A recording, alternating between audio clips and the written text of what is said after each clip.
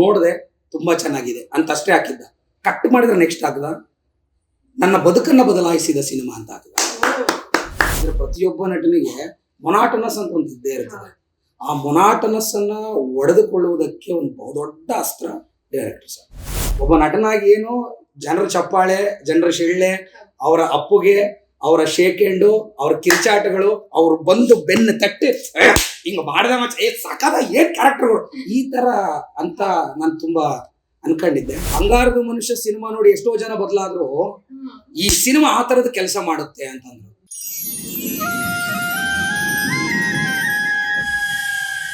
ಎಲ್ಲರಿಗೂ ನಮಸ್ತೆ, ಮೀಡಿಯಾ ಬಜಾರ್ಗೆ ಸ್ವಾಗತ. ನಾನು ಮಮತಾಶ್ರೀ ಐನಾಪುರ್. ಇದು ಅಬ್ಬರದ ಸಿನಿಮಾ ಅಲ್ಲ, ಸಿಂಪಲ್ ಆ್ಯಂಡ್ ನಿಮ್ಮ ಮನ ಮುಟ್ಟುವಂತಹ ಸಿನಿಮಾ. ಮಿಡಲ್ ಕ್ಲಾಸ್ ಜನರ ಜೀವನದಲ್ಲಿ ನಡೆಯುವಂತಹ ಸರ್ವೇ ಸಾಮಾನ್ಯವಾದಂತಹ ಕತೆ.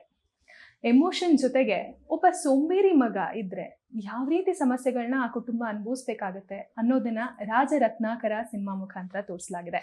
ಈಗ ಈ ಸಿನಿಮಾದ ತಂಡ ನಮ್ಮ ಜೊತೆಗಿದೆ. ಮೊದಲನೇದಾಗಿ ಸಿನಿಮಾದ ಸಾರಥಿ ಅಂದ್ರೆ ರಾಜರತ್ನಾಕರ ಸಾರಥಿಯಾದಂತಹ ವೀರೇಶ್ ಬೊಮ್ಮಸಾಗರ ಅವರು ನಮ್ಮ ಜೊತೆಗಿದ್ದಾರೆ. ಬನ್ನಿ ಅವ್ರನ್ನ ಸ್ವಾಗತಿಸೋಣ. ಸರ್ ನಮಸ್ತೆ. ಈ ಸಿನಿಮಾದ ಸೋಂಬೇರಿ ಮಗ ಈ ಸಿನಿಮಾದಲ್ಲಿ ಚೊಚ್ಚಲ ನಾಯಕನಾಗಿ ಎಂಟ್ರಿ ಕೊಡ್ತಿದ್ದಾರೆ. ಹಾಸ್ಯ ಕಲಾವಿದೆಯ ಸುಪುತ್ರ, ಇವರ ಹೆಸರೇ ಚಂದನ್ ರಾಜ್. ಅವರು ಇದ್ದಾರೆ ನಮ್ಮ ಜೊತೆಗೆ. ಬನ್ನಿ ಅವ್ರನ್ನ ಸ್ವಾಗತಿಸೋಣ. ಸರ್ ನಮಸ್ತೆ. ರಂಗಭೂಮಿ ಕಲಾವಿದ ಡಿಂಗ್ರಿ ನರೇಶ್ ಅವರು ನಮ್ಮ ಜೊತೆಗಿದ್ದಾರೆ. ಸರ್ ನಮಸ್ತೆ ಕಾರ್ಯಕ್ರಮಕ್ಕೆ. ಸರ್, ಇಡೀ ಸಿನಿಮಾ ಅಂದ್ರೆ ಇವ ನಿಮ್ಮ 12 ವರ್ಷಗಳ ಈ ಸಿನಿ ಜರ್ನಿಯಲ್ಲಿ ಚೊಚ್ಚಲ ನಿರ್ದೇಶನದ ಸಿನಿಮಾ. ಎಷ್ಟು ಖುಷಿ ಅನ್ಸುತ್ತೆ ರಾಜರತ್ನಾಕರನ ನೋಡಿದಾಗ? ತುಂಬಾ ಖುಷಿ ಆಗ್ತಿದೆ. 12 ವರ್ಷದ ಎಫರ್ಟ್ ಇವಾಗ ಅಷ್ಟೇ ಕಾಣ್ತಿದೆ. ಎಲ್ಲ ನೋಡಿ ಜನ ತುಂಬಾ ಎಂಜಾಯ್ ಮಾಡ್ತಾ ಇದ್ದಾರೆ, ಅಳ್ತಾ ಇದ್ದಾರೆ, ಅದರಲ್ಲಿ ಎಲ್ಲ ಕಡೆನೂ ನೋಡ್ತಾ ಇದ್ದಾರೆ. ತುಂಬಾ ಖುಷಿ ಆಗ್ತದೆ. ಯಾಕಂತಂದ್ರೆ ಈಗಿನ ಕಾಲದಲ್ಲಿ ಕಮರ್ಷಿಯಲ್ ಮೂವೀಸ್, ಸೆಂಟಿಮೆಂಟ್ ಮೂವೀಸ್ ಹೋಗ್ಬಿಟ್ಟಿದೆ. ಒಂದು ಚಿಕ್ಕ ಟಚ್ ಬರ್ತಿದೆ ಅಷ್ಟೇ. ಬಟ್ ಇಡೀ ಸಿನಿಮಾ ಕತೆ ತಗೊಂಡೋಗೋದೇ ಎಮೋಷನಲ್ ಮೇಲೆ. ಒಂದೊಂದು ಎಳೆಯಲಾಗಿರ್ಬೋದು, ಡೈಲಾಗ್ಸ್ಗಳಾಗಿರ್ಬೋದು, ಅಷ್ಟು ಸೊಗಸಾಗಿ ಮಾಡಿದ್ದೀರಿ. ನಾನು ಕೂಡ ಸಿನಿಮಾ ನೋಡಿದ್ದೀನಿ ಕೂಡ. ಆ ಸಿನಿಮಾ ನೀವು ಈ ಕತೆ ತಗೊಳ್ಬೇಕಾದ್ರೆ ಈ ಚಾಯ್ಸ್ ನಿಮ್ಮ 12 ವರ್ಷಗಳ ಜರ್ನಿಯಲ್ಲಿ ಈ ಕತೆ ಯಾಕಷ್ಟು ಸ್ಟ್ರಾಂಗ್ ಫೀಲ್ ಕೊಡ್ತು? ಅಲ್ಲ, ಇದು ಪ್ರತಿ ಮನೇಲಿ ನಡೆಯುವಂಥ ಕತೆ, ಪ್ರತಿಯೊಬ್ಬರಿಗೆ ಟಚ್ ಆಗುವಂಥ ಕಥೆನೇ ಇದು. ಅಂದರೆ ನಮ್ಮ ಸುತ್ತಮುತ್ತ ನೋಡಿರ್ತೀವಿ ಈ ಥರ ಕ್ಯಾರೆಕ್ಟರ್ಗಳನ್ನ. ಅಥವಾ ನಮ್ಮ ಮನೇಲಿ ಇದೆ, ಪಕ್ಕದ ಮನೇಲಿ ಇರುತ್ತೆ, ನಮ್ಮ ರೋಡಲ್ಲಿ ಇರುತ್ತೆ. ಇದು ಬಡವ ಮತ್ತು ಶ್ರೀಮಂತರ ಅಂತಲ್ಲ, ಎಲ್ಲ ಶ್ರೀಮಂತರ ಮನೇಲೇ ಇರುತ್ತೆ ಈ ಥರ ಕಥೆಗಳು, ಈ ಥರ ಕ್ಯಾರೆಕ್ಟರ್ಗಳು. ಇದನ್ನ ಇಟ್ಕೊಂಡು ಅಪ್ರೋಚ್ ಮಾಡಿದ್ರೆ ಚೆನ್ನಾಗಿರುತ್ತೆ ಅಂತ. ಈ ಸಿನಿಮಾ ಅಂದ್ರೆ ಏನಂತ ಹೇಳಿದ್ರೆ, ಈಗ ಸಿನಿಮಾದಲ್ಲಿ ನೆಗೆಟಿವ್ ಶೇಡ್ ಮಾಡೋದು ಒಂದು ರೀತಿ ಅಂತ ಹೇಳ್ಬೋದು. ಬಟ್ ಸಿನಿಮಾ ಹೀರೋ ಆಗಿ ನೆಗೆಟಿವ್ ಶೇಡ್ ಮಾಡಿದ್ದು ಎಷ್ಟು ಖುಷಿ ಅನ್ಸುತ್ತೆ ಸರ್. ಒಂದು ಮೊದಲನೇ ಸಿನಿಮಾ ನಿಮ್ದು, ಇದು ಒಂದು ದೊಡ್ಡ ಕನಸು ನಿಮ್ಮದಾಗಿರ್ಬೋದು, ಅಮ್ಮಂದಾಗಿರ್ಬೋದು. ಮೊದಲನೇದಾಗಿ ನಾನ್ ಕೇಳ್ಬೇಕು ಅನ್ಕೊಂಡಿರೋದು, ನಿಮ್ಮದಲ್ಲ, ನಿಮ್ಮ ಅಮ್ಮನ ಕನಸು ಹೇಗೆ ನೆರವೇರಿತು? ಅವ್ರು ಎಷ್ಟು ಖುಷಿ ಪಟ್ರು? ಅದಕ್ಕೆ ನಾನು ಮೊದಲನೇದಾಗಿ ಥ್ಯಾಂಕ್ಸ್ ಹೇಳ್ಬೇಕಾಗಿರೋದು ನಮ್ಮ ಡೈರೆಕ್ಟರ್. ಅಂದ್ರೆ ನೋಡಿ ಮೇಡಮ್, ಇಲ್ಲಿ ಯಾರನ್ನು ಪರಿಚಯಕ್ಕಾಗಿ ಅಥವಾ ಬೇರೆ ಒಂದು ಉದ್ದೇಶಕ್ಕಾಗಿ ಟೀಮ್ ಅಪ್ ಆಗಿರೋದಲ್ಲ. ಇವರು ನನ್ನ ಟ್ರೂ ಟ್ಯಾಲೆಂಟ್ನ ಹುಡುಕಿ, ಈ ಕ್ಯಾರೆಕ್ಟರ್ ಯಾರು ಸೂಟ್ ಆಗ್ತಾನೆ, ಯಾರಿದ್ದಾನೆ ಅಂತ ಹುಡುಕಿ ನನ್ನ ಹೆಕ್ಕಿ ತೆಗೆದಿರೋದು. ನನಗೆ ಯಾರು ಗೊತ್ತಿಲ್ಲ, ಟೀಮ್ ಯಾರು ಪರಿಚಯ ಇಲ್ಲ, ಈ ತರದವ್ರು ಇಂಡಸ್ಟ್ರಿಲಿ ಇದ್ದಾರೆ ಅಂತಾನೆ ನನಗೆ ಗೊತ್ತಿಲ್ಲ.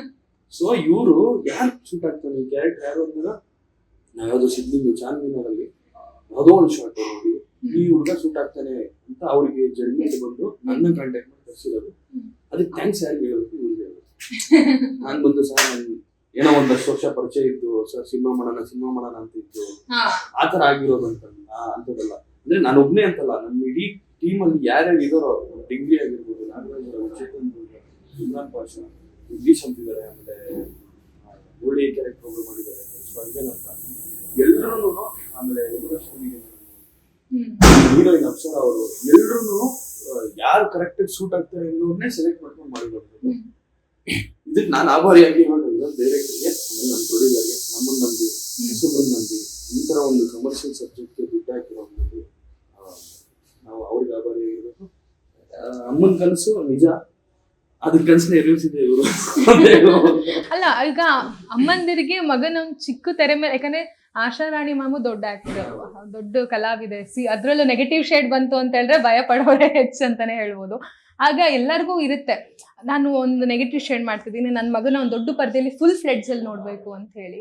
ಆಗ ಆ ಕನಸು ನೆರವೇರಿದಾಗ ಅಮ್ಮನ ರಿಯಾಕ್ಷನ್ ಯಾವ ರೀತಿ ಇತ್ತು? ಯಾಕಂದ್ರೆ ಎಲ್ಲಾ ಕಡೆ ನೋಡಿದೀವಿ ಅಮ್ಮ ಅಳೋದನ್ನ, ಮತ್ತೆ ಅವ್ರು ಎಷ್ಟು ಎಮೋಷನಲ್ ಆಗ್ತಿದ್ರು ನಿಮ್ಮನ್ನ ನೋಡಿ, ಮತ್ತೆ ನೀವೆಲ್ಲ ಖುಷಿ ಪಡ್ತಿರ್ಬೇಕಾದ್ರೆ ಅವ್ರೆಷ್ಟು ಖುಷಿ ಪಡ್ತಿದ್ರು, ಅದನ್ನ ನೋಡಿ ಎಷ್ಟು ನಿಮ್ಗೆ ಅನಿಸ್ತು? ಅದನ್ನ ನೋಡಿ ನಾನು ಜಾಸ್ತಿ ತಲೆ ತಗೊಂಡ್ರೆ ಕೆಲಸ ಮಾಡಕ್ಕಾಗಲ್ಲ, ನಾನು ಎಮೋಷನಲ್ ಆಗಿರ್ತೀನಿ. ನಾನು ಸ್ವಲ್ಪ ಅದನ್ನೆಲ್ಲ ಸ್ಪೇಸ್ ಇಟ್ಕೊಂಡಿದ್ದೀನಿ. ಸಿನಿಮಾ ಎಲ್ಲ ಮುಂದೆ ಒಂದ್ ವಾರ ಹೋಗಿ ಏನೇನಾಯ್ತು ಎಲ್ಲ ರೀಕಾಲ್ ಮಾಡಿ ನನ್ಗೆ ಏನ್ ಎಮೋಷನ್ ಅನ್ಭವಿಸ್ಕೊಂತೀನಿ. ಯಾಕಂದ್ರೆ ಅದು ಜನಕ್ಕೆ ಏನ್ ಗೊತ್ತಾ ಮೇಡಮ್, ನನ್ ಕಡೆಲ್ಲೂ ನೀರು ಬರುತ್ತೆ, ಬಂದಿದೆ 100% ಕ್ಲೈಮ್ಯಾಕ್ಸ್ ಆಗಿದ ತಕ್ಷಣ ನಾನು ಓದ್ತಿದ್ದೀನಿ. ಬಟ್ ಎಲ್ಲ ಏನು ನಾಟಕೀಯ ಅನ್ಸ್ಬಿಡುತ್ತೇನೋ ಅಂದ್ಬಿಟ್ಟು ನಾವು ತೋರಿಸ್ಕೊಳಕ್ ಹೋಗಲ್ಲ.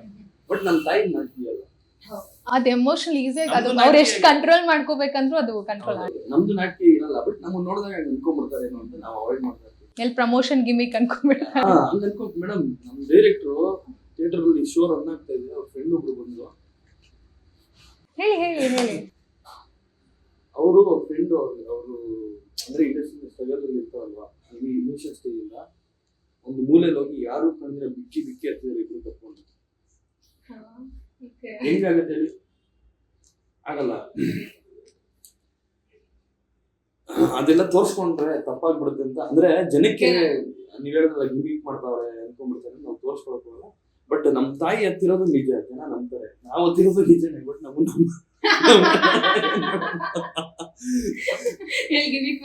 ಇಡೀ ಟೀಮ್ ಮೇಡಮ್, ನಮ್ಮ ನೋಡಿ ಇಡೀ ಟೀಮು, ನಮ್ಮ ಡೈಲಾಗ್ ರೈಟರ್, ನಮ್ಮ ಪ್ರೊಡ್ಯೂಸರು, ನಮ್ಮ executive producer Jayaram sir, Murali sir, ನಮ್ಮ ಡೈಲಾಗ್ ರೈಟರ್, ನಾನು ಎಲ್ಲರೂ ಯಾರು ಕಾಣಿಸಿಲ್ಲ ಅಷ್ಟೇ. ನಾವು ತೋರ್ಸ್ಕೊಳಕ್ ಬೇಡ, ಹಾಗಲ್ಲ ಮೇಡಮ್. ಇಷ್ಟು ವರ್ಷ ನಾವು ಕಷ್ಟಪಟ್ಟು ಒಂದು ಸ್ಕ್ರೀನ್ ಮೇಲೆ ನಮ್ದು ಓಪನ್ ಆಗುತ್ತೆ ಅಂದ್ರೆ ಹೆಂಗಿರುತ್ತೆ ಹೇಳಿ ನಮ್ಗೆ ವೈಬ್ರೇಷನ್. ಅದಕ್ಕೆ ಒಳ್ಳೆ ರೆಸ್ಪಾನ್ಸು, ಜನನು ಅಳ್ತಿದ್ದಾರೆ, ನಮ್ ಬಂದ್ ತಪ್ಕೊಂತ ಇಟ್ಕೊಂಡು ಮುತ್ತಿಡ್ತಾರೆ ಅಂದ್ರೆ ಹೆಂಗಿರುತ್ತೆ ನಮ್ಗೆ ಫೀಲು.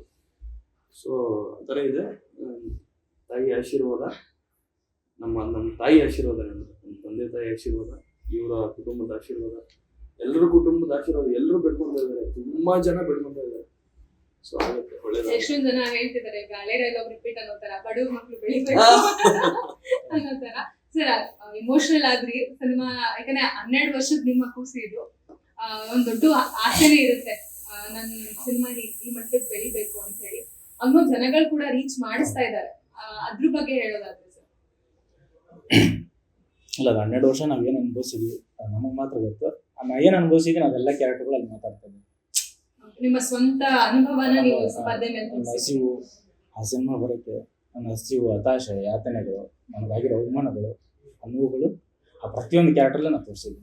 ಎಷ್ಟು ನನಗೆ ಸಾಧ್ಯನೋ ಅಷ್ಟು ತೋರಿಸಿದ್ವಿ. ಅಷ್ಟು ಸಿನಿಮಾ ಬರೋಕ್ಕೆ ಇವತ್ತು ಆ ಸಿನಿಮಾ ಮಾತಾಡುತ್ತಂದ್ರೆ ನಮಗಾಗಿರೋ ಅನುಭವ ಆಗಿರ್ಬೇಕು, ಅವಮಾನಗಳಾಗಿರ್ಬೋದು, ನನ್ನಲ್ಲಿರೋ ಹಸಿವು, ಹತಾಶೆ, ಯಾತನೆಗಳೇ ಆ ಸಿನಿಮಾ. ಇವತ್ತು ಹೆಂಡತ್ತಂಗೆ ಸಿನಿಮಾ ತೆರೆಗೆ ಬಂದಿದೆ, ಎಲ್ಲ ಜನ ಮೆಚ್ಕೊಂಡು ಹತ್ಕೊಂಡು ಮುದ್ದಾಡ್ತಾ ಇದ್ದಾರೆ. ಬಟ್ ಅದಿನ್ನೂ ಜಾಸ್ತಿ ಆಗ್ಬೇಕು, ಯಾಕಂದ್ರೆ ಇದು ನಂದು ಒಬ್ಬನ ಕತೆ ಅಲ್ಲ, ಇದು ಪ್ರತಿಯೊಬ್ಬನ ಮನೆಯಲ್ಲಿ ನಡೆಯುವಂತ ಕತೆ. ನಮ್ಮ ಅಕ್ಕಪಕ್ಕದಲ್ಲಿ ಇರ್ತವೆ ಅದನ್ನ ಗುರುತಿಸಿ ತೆಗೆದಿರುವಂತಹ ಕತೆ. ಸರ್, ಈ ಸಿನಿಮಾದಲ್ಲಿ ನೀವು ಒಂದು ಹಾಸ್ಯ ಕ್ಯಾರೆಕ್ಟರ್ ಆಗಿ, ಒಂದು ಜೊತೆಗಾರನಾಗಿ ಇದ್ದೀರಿ. ಸಿನಿಮಾ ಬಗ್ಗೆ ಹೇಳೋದಾದ್ರೆ, ಈ ಸಿನಿಮಾದಲ್ಲಿ ನಿಮ್ಮ ಒಂದು ಅಭಿನಯದ ಬಗ್ಗೆ ಹೇಳೋದಾದ್ರೆ? ಮೊದಲನೇದಾಗಿ ಎಲ್ಲರಿಗೂ ನಮಸ್ಕಾರ. ನಾನು ಸುಮಾರು ಸ್ಟೇಜ್ ಮೇಲೆ ಪರ್ಫಾರ್ಮೆನ್ಸ್ ಮಾಡ್ಬೇಕಾದ್ರೆ ಯಾವತ್ತೂ ಹೆದರಿಲ್ಲ, ಸುಮಾರು ಸಿನಿಮಾ ಮಾಡ್ಬೇಕಾದ್ರೂ ಹೆದರಿಲ್ಲ. ಆಸ್ ಅ ಫಸ್ಟ್ ಟೈಮ್ ಒಂದು ಸಿನಿಮಾಗೆ ಹೋಗಿ ಆಕ್ಟ್ ಮಾಡ್ತೀನಿ ಅಂದ್ರೆ ಹೆದರಿಕೆ ಆಗಿದ್ದು ಈ ಡೈರೆಕ್ಟರ್ ಇಂದನೇ. ನನಗೂ ಆಗಿತ್ತು, ಸಿಕ್ಕಾಪಟ್ಟೆ ಹೆದರಿಕೆ ಮೇಡಮ್. ಇವ್ರು ಫಸ್ಟ್ ಆಫ್ ಆಲ್ ಇವರು ಓಕೆ ಅಂತಾರ ಇಲ್ವಾ, ಇವ್ರು ಎಕ್ಸ್ಪ್ರೆಷನ್ ಕಂಡಿಡೋದೇ ಕಷ್ಟ. ಹೆಂಗಂದ್ರೆ ಹಿಂಗ್ ಮಾನಿಟರ್ ಮುಂದೆ ಕುಂತಿರ್ತಾರೆ, ಸಪ್ಪೆ, ಮತ್ತೆ ಸರ್ ಓಕೆನಾ ಸರ್ ಅಂತಂದ್ರೆ ಇಷ್ಟೇ. ಅಂದ್ರೆ ತುಂಬಾ ಚೆನ್ನಾಗಿತ್ತು ಅಂದ್ರೆ ಸಗದಾಗ ಮಾಡಿದ್ರೆ ಇಲ್ವೇ ಇಲ್ಲ. ನನಗೆ ಹೆದರಿಕೆ ಸರ್ಗೊಂದ್ಸಲ ಹೇಳ್ಬಿಟ್ಟಿನಿ ಸರ್, ನಾನು ಸುಮಾರು ಜನರ ಜೊತೆ ಆಕ್ಟ್ ಮಾಡಿದೆ ಸರ್, ಸುಮಾರು ಡೈರೆಕ್ಟರ್ ಜೊತೆ ಕೆಲಸ ಮಾಡಿದೆ. ಆಸ್ ಅ ಫಸ್ಟ್ ಟೈಮ್ ನನಗೆ ತುಂಬಾ ಹೆದರಿಕೆ ಆಗ್ತಿರೋದು ಅಂದ್ರೆ ನಿಮ್ಮನ್ನ ನೋಡಿದೆ ಸರ್ ಅಂತ ಡೈರೆಕ್ಟರ್ ಸರ್ ಹೇಳಿನಿ. ಇವತ್ತು ನಾನು ಪ್ರತಿ ಸಿನಿಮಾಗಳಿಗಿಂತ ವಿಭಿನ್ನವಾಗಿ ಕಾಣೋದಕ್ಕೆ ಒಬ್ಬ ನಟನಾಗಿ, ಅಂದ್ರೆ ಪ್ರತಿಯೊಬ್ಬ ನಟನಿಗೆ ಮೊನಾಟನಸ್ ಅಂತ ಒಂದು ಇದ್ದೇ ಇರ್ತದೆ. ಆ ಮೊನಾಟನಸ್ ಅನ್ನ ಒಡೆದುಕೊಳ್ಳುವುದಕ್ಕೆ ಒಂದು ಬಹುದೊಡ್ಡ ಅಸ್ತ್ರ ಡೈರೆಕ್ಟರ್ ಸರ್. ನಿಜವಾಗ್ಲೂ ಹೇಳ್ಬೇಕಂದ್ರೆ ನಾನಿವತ್ತು ಬೇರೆ ಸಿನಿಮಾಗಳಿಗಿಂತ ಮತ್ತು ಈ ಪಾತ್ರದಲ್ಲಿ ವಿಭಿನ್ನವಾಗಿ ಕಾಣಕ್ಕೆ ಬಹುದೊಡ್ಡ ಬೆನ್ನೆಲುಬು ಇವರೇ. ಸೊ ನನ್ನ ಮಾರ್ಗದರ್ಶಕರು ಹೌದು ಸಿನಿಮಾದಲ್ಲಿ, ಇಡೀ ಸಿನಿಮಾ ಜರ್ನಿಲಿ ಆ ಕ್ಯಾರೆಕ್ಟ್ರು ನನ್ನ ಜರ್ನಿ ಆಗೋದಕ್ಕೆ ಒಂದು ಈ ಡೈಲಾಗ್, ಸ್ಪೆಷಲಿ ಭಾಷೆ, ನನ್ನ ಭಾಷೆ ರಾಯಚೂರು ಭಾಷೆ, ನಾನು ಮೂಲತಃ ರಾಯಚೂರಿನವನು. ಸೊ ಆ ಭಾಷೆ ಸೊಗಡನ್ನ ಮತ್ತೆ ನನ್ನೊಳಗಡೆ ಸರ್ ಅದೊಂಚೂರು ಮಿಸ್ ಆಯ್ತು ಸರ್.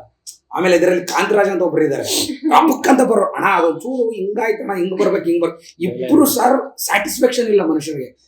ಚೆನ್ನಾಗಿ ಬರೋವರೆಗೂ, ಹಿಂಗೆ ಬರೋವರೆಗೂ ಸ್ಯಾಟಿಸ್ಫ್ಯಾಕ್ಷನ್ ಇಲ್ಲ, ಹಂಗ್ ಬರೋವರೆಗೂ ತೆಗಿತಾನೆ ಇದ್ರು. ಸೊ ಹಾಗಾಗಿ ಆ ನಿಟ್ಟಿನಲ್ಲಿ ನಾನು ಡೈರೆಕ್ಟರ್ ಸರ್ಗೆ ಮತ್ತು ಇವತ್ತು ನಾನು ಆಕ್ಚುಲಿ ಇಡೀ ಸಿನಿಮಾ ಜರ್ನಿಲಿ ಇದ್ದೀನಿ, ಆದರೆ ರಿಲೀಸ್ ಆದ ನಂತರ ಜರ್ನಿಲಿ ಇಲ್ಲ ನಾನು. ಬಿಕಾಸ್ ಆಫ್ ನಾನು ಬೇರೆ ಕಡೆ ಇದ್ದೆ, ಬೇರೆ ಶೂಟಿಂಗ್ ಅಲ್ಲಿ ಇದ್ದೆ. ಹಾಗಾಗಿ ಆ ಜರ್ನಿಯ ಅಂದ್ರೆ ಪ್ರೇಕ್ಷಕರ ಒಂದು ಶಿಳ್ಳೆ ಚಪ್ಪಾಳೆಗಳನ್ನ, ಅವರ ಅಪ್ಪುಗೆ, ಬಿಸಿ ಅಪ್ಪುಗೆ ಅವರ ಕಣ್ಣೀರನ್ನ, ಅವರ ನಗುವನ್ನ ನೋಡುವುದಕ್ಕೆ ನನಗಾಗ್ಲಿಲ್ಲ. ಮೋಸ್ಟ್ಲಿ ಆ ವಿಷಯದಲ್ಲಿ ನಾನು ನತದೃಷ್ಟ ಅಂತ ಅನ್ಕೊಂತೀನಿ. ಆ ವಿಷಯದಲ್ಲಿ ಅದನ್ನ ಇವರು ಫೋನ್ ಮಾಡಿ ಹೇಳೋರು. ನನಗೆ ಟೈಮ್ ಸಿಗ್ತಿದ್ದೆ 8:30 ರಾತ್ರಿ 10:30 ತನಕ ಮಾತ್ರ ನನ್ನ ನೆಟ್ವರ್ಕ್. ಮತ್ತೆ ನಾನು ಬೇಗ ಮಲಗೋಗಿ ಬೇಗ ಎದ್ದು ಹೋಗ್ಬೇಕು. ಹಾಗಾಗಿ ಆ 8:30 10:00 ಒಳಗಡೆ ಎಷ್ಟು ಜನಕ್ಕೆ ಫೋನ್ ಮಾಡೋಕ್ಕಾಗುತ್ತೋ ಅಷ್ಟು ಜನಕ್ಕೆ ಫೋನ್ ಮಾಡ್ತಿದ್ದೆ.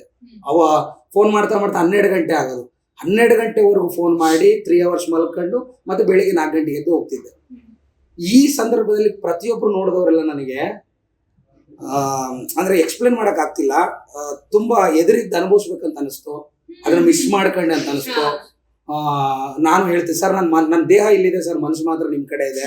ನಾನು ನೋಡ್ಬೇಕು, ಇಂಥದ್ದೆಲ್ಲ ಅನುಭವಿಸ್ಬೇಕು. ಒಬ್ಬ ನಟನಿಗೆ ಏನಿರ್ತದೆ, ಒಬ್ಬ ನಟನಾಗಿ ಏನು ಜನರ ಚಪ್ಪಾಳೆ, ಜನರ ಶಿಳ್ಳೆ, ಅವರ ಅಪ್ಪುಗೆ, ಅವರ ಶೇಕ್ ಹ್ಯಾಂಡು, ಅವ್ರ ಕಿರ್ಚಾಟಗಳು, ಅವ್ರು ಬಂದು ಬೆನ್ನು ತಟ್ಟಿ ಹಿಂಗ ಮಾಡಿದ ಮಚ್ಚ ಸಕದ ಏನ್ ಕ್ಯಾರೆಕ್ಟರ್ಗಳು ಈ ತರ ಅಂತ ನಾನು ತುಂಬಾ ಅನ್ಕೊಂಡಿದ್ದೆ. ಅದೆಲ್ಲವೂ ಮಿಸ್ ಮಾಡ್ಕೊಂಡೆ. ಇವತ್ತು ಬಿಟ್ಟಿದ ಕೂಡಲೇ ಇವತ್ತು ಬಿಟ್ಟಿದ್ದೀನಿ. ಸೊ ಮೊದಲನೇದಾಗಿ ನನ್ನ ಪ್ರೊಡ್ಯೂಸರ್ಸ್ಗೆ ಮತ್ತು ನಿರ್ದೇಶಕರಿಗೆ ತುಂಬಾ ನಾನು ವೈಯಕ್ತಿಕವಾಗಿ ಸಿನಿಮಾ ನೋಡಿದ ಎಲ್ಲ ಕನ್ನಡ ಪ್ರೇಕ್ಷಕರ ವತಿಯಿಂದ, ಮುಂದೆ ನೋಡ್ಬೇಕಾಗಿರ್ತಕ್ಕಂಥ ಕನ್ನಡ ಪ್ರೇಕ್ಷಕರ ವತಿಯಿಂದನೂ ಕೂಡ ನಾನು ಧನ್ಯವಾದಗಳನ್ನ ಹೇಳ್ತೀನಿ ಸರ್. ನನ್ನ ಫ್ರೆಂಡ್ ಒಬ್ಬ ಮೆಸೇಜ್ ಹಾಕಿದ್ದೆ, ಮೇಡಮ್ ಸಿನಿಮಾ ನೋಡಿ ಅಂತ ನಾವು ಎಲ್ಲರಿಗೂ ಬ್ರಾಡ್ಕಾಸ್ಟಲ್ಲಿ ಮೆಸೇಜ್ ಮಾಡ್ತಿರ್ಬೇಕಾದ್ರೆ ನೋಡಿದೆ, ತುಂಬಾ ಚೆನ್ನಾಗಿದೆ ಅಂತ ಅಷ್ಟೇ ಹಾಕಿದ್ದ. ಕಟ್ ಮಾಡಿದ್ರೆ ನೆಕ್ಸ್ಟ್ ಹಾಕಿದ ನನ್ನ ಬದುಕನ್ನ ಬದಲಾಯಿಸಿದ ಸಿನಿಮಾ ಅಂತ ಹಾಕಿದ. ಅದ್ರ ನೆಕ್ಸ್ಟು ಇನ್ನು ರಿಲೀಸ್ ಆಗಿಲ್ಲ, ನೀನು ಹೆಂಗ್ ನೋಡದಂತ ನಾನು, ಇಲ್ಲ ನಾನು ಈಗ ತಾನೇ ಹೊರಗಡೆ ಬಂದೆ. ಬಂಗಾರದ ಮನುಷ್ಯ ಸಿನಿಮಾ ನೋಡಿ ಎಷ್ಟೋ ಜನ ಬದಲಾದ್ರು, ಈ ಸಿನಿಮಾ ಆ ತರದ ಕೆಲಸ ಮಾಡುತ್ತೆ ಅಂತಂದ್ರು. ಸರ್ ನನಗೆ ಎಲ್ಲಿಲ್ಲದ ಖುಷಿ ಆಯ್ತಂದ್ರೆ, ಅಂದ್ರೆ ಬಂಗಾರದ ಮನುಷ್ಯ ಸಿನಿಮಾ ನೋಡಿ ಬೇರೆ ಬೇರೆ ದೇಶದಲ್ಲಿ ಇದ್ದವರೆಲ್ಲ ಬಂದು ವಾಪಸ್ ನಮ್ಮ ನೆಲಕ್ಕೆ ಬಂದು ರೈತರಾಗ್ತಾರೆ ಅನ್ನೋದಾದ್ರೆ, ಈ ಸಿನಿಮಾ ನೋಡಿ ಈ ಮಡಗಟ್ಟಿರ್ತಕ್ಕಂಥ ವಿಷದ ಅಹಂಕಾರ ಇದೆ ಗೊತ್ತಾ, ಈ ವಿಷದ ಅಹಂಕಾರವನ್ನ, ದುರಹಂಕಾರವನ್ನ ತಾಯಿತನದ ಒಡಲು ಹೇಗೆ ಕರಗಿಸುತ್ತೋ ಈ ಸಿನಿಮಾ ಪ್ರತಿಯೊಬ್ಬರ ಹೃದಯಗಳನ್ನು ಕರಗಿಸುತ್ತೆ, ಬದಲಾವಣೆಯ ಮಾರ್ಗ ತೋರುತ್ತೆ ಮತ್ತು ಚಿಂತಿಸಿ ನನ್ನ ತಂದೆ ತಾಯಿನ ಹೆಂಗ್ ನೋಡೋಕೆ ಗುರು ಅಂತ ಯೋಚಿಸುವ ಶಕ್ತಿಯನ್ನು ಕಲಿಸುತ್ತೆ. ಆವತ್ತು ಅಂಗುಲಿಮಾಲನನ್ನ ಬುದ್ಧನ ಪ್ರೀತಿ ಮತ್ತು ಕರುಣೆಯ ಸೆಲೆಗಳಿಂದ ಹೇಗೆ ಬದಲಾದ್ನೋ ಆ ತರ ನಮ್ಮ ಹೃದಯದೊಳಗಡೆ ಒಬ್ಬ ರಾಕ್ಷಸ ಇದ್ದೇ ಇರ್ತಾನೆ, ಅಂಗುಲಿಮಾಲನಂತ ವ್ಯಕ್ತಿಗಳಿದ್ದೇ ಇರ್ತಾರೆ. ಸೊ ಅಂತಹ ರಾಕ್ಷಸ ಮಡುಗಟ್ಟಿದ ಅಂದ್ರೆ ವಿಷವನ್ನ ತುಂಬಿಕೊಂಡಿರ್ತಕ್ಕಂಥ ವ್ಯಕ್ತಿಗಳ ಹೃದಯಗಳನ್ನ ತಿಳಿ ನೀರಿನಂತೆ ಮಾಡುವಂತ ಸಿನಿಮಾವೇ ರಾಜರತ್ನಾಕರ. ಈ ಸಿನಿಮಾ ನೋಡದೇ ಇದ್ರೆ ದುರದೃಷ್ಟ ನಮ್ದಲ್ಲ, ಪ್ರೇಕ್ಷಕರದು ಅಷ್ಟೇ ಅಂತ ಹೇಳ್ಬೇಕು, ಗೊತ್ತಿಲ್ಲ ನನಗೆ, ನೋಡ್ರಿ ಅಷ್ಟೇ. ನೀವು ಹೇಳ್ಬೇಕಾದ್ರೆ ನಮ್ಗೆ ಒಂಥರ ವೈಬ್ರೇಟ್ ಆಗ್ತಿದೆ, ಅಷ್ಟು ಖುಷಿ ಅನಿಸ್ತಿದೆ. ನೀವು ಕೊಡ್ತಿರೋ ಎಕ್ಸ್ಪ್ರೆಷನ್ ಆಗಿರ್ಬೋದು, ಮತ್ತೆ ನಿಮ್ಮ ಫ್ರೆಂಡ್ ನಿಮಗೆ ಕೊಟ್ಟಂತಹ ಏನಂತ ಪ್ರತಿಕ್ರಿಯೆ, ಇಂಥ ಒಂದು ಕಥೆನ ಮಾಡಿದ್ದು ನಿರ್ದೇಶಕರು. ಸೊ ಕನ್ನಡ ಚಲನಚಿತ್ರರಂಗ ಮುಂದೊಂದು ದಿನಗಳಲ್ಲಿ ಇವ್ರನ್ನ ಇಡೀ ಜರ್ನಿದುದ್ದಕ್ಕೂ ಇವ್ರನ್ನ ಇತಿಹಾಸ ಬುಡದಲ್ಲಿ ಉಳಿತಾರೆ ಇವ್ರು ಅಂತ ನನ್ನ ಪ್ರಕಾರ. ನಾನು ಸಿನಿಮಾ ನೋಡಿದ್ರೆ ಒಂದು ಹೇಳ್ಬೇಕಂದ್ರೆ ಪರೀಕ್ಷೆ ಅನ್ಕೊಳ್ಳಿ, ಯಾರು ಏನ್ ಈ ರೇಂಜಿಗೆ ಇವ್ರು ಮಾತಾಡ್ತಾರೆ ಅಂತ ಅನ್ಕೊಳ್ಳಿಬೇಕು. ಎಣ್ಣೆ ನನ್ಗೊಬ್ರು ಫೋನ್ ಮಾಡಿದ್ರು, ಏನ್ ಹೆಸರು ತಗೊಳಲ್ಲ, ಇವ್ರನ್ನ ಒಂದು ಹೋಲಿಕೆನ ಒಂದು ದೊಡ್ಡ ಡೈರೆಕ್ಟರ್ ಜೊತೆ ಮಾಡಿದ್ರು. ಆಕ್ಚುಲಿ ನಿಜ ಮೇಡಮ್, ಇದ್ರಲ್ಲಿ ಆಗಿರುವಂತ ಸಿನಿಮಾದಲ್ಲಿ ಯಾವ ಡೈರೆಕ್ಟರ್ ಅಂತ ಹೇಳಿದ್ರೆ ಇಲ್ಲ, ಯಾಕಂದ್ರೆ ಪ್ರೇಕ್ಷಕರು ಅದಕ್ಕಿಂತ ಹೆಚ್ಚಾಗಿ ಹೇಳಿದ್ದು ವಿಚಾರನೇ ಅಂತ. ಇಲ್ಲ ದೊಡ್ಡ ಒಂದ್ 4-5 ಜನ ಹೇಳಿದ್ರು ಬಿಡಿ. 5 ಜನ ಹೇಳಿದ್ರು. ಅವ್ರ ಕಾಲಿನ ಧೂಳಿಗೂ ನಾವು ಸಮ ಇಲ್ಲ. ಅದು ಅಣು ತೃಣ ಬಟ್ ಇದೆ ಅಷ್ಟಕ್ಕೂ ನಾವು ಸಮ ಇಲ್ಲ. ಅದು ದೊಡ್ಡ ಮಾತು ಸರ್.